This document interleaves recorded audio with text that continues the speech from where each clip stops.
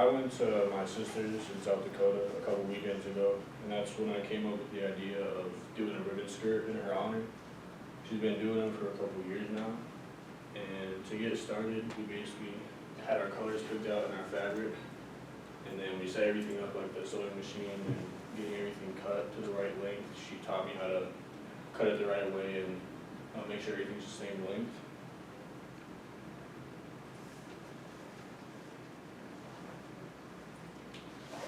Next up was the actual sewing part. I thought you would just sew straight down, but she taught me how to sew the zigzag, which actually secures the ribbon more in place. And it was a little slippery because it was a silk ribbon, but I got the hang of it because she was helping me along the way. And getting it to go the right speed and all that was just challenging, but I was getting the hang of it as I went.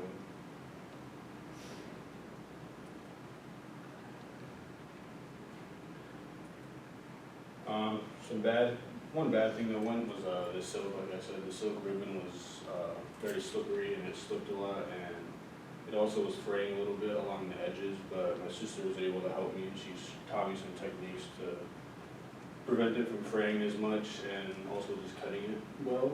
And a good thing was that I had my sister help me along the way. She's been doing this for years and years now, and she makes them for people all across the reservation. And so I had someone very experienced that was able to help me, and yeah.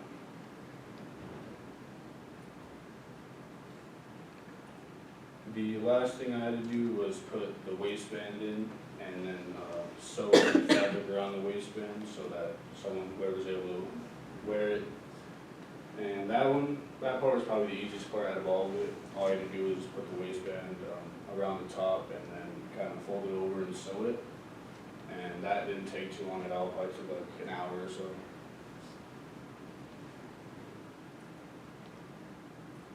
One thing I learned from this is a lot of patience, because usually with like art projects like this, I tend to want to get them done quickly, but with all the sewing and the possible injuries I could have had, I had to slow down a little bit. And also I kind of like doing stuff on my own, but I really needed my sister for this one, and so that was something I learned too, was how someone can help you so much.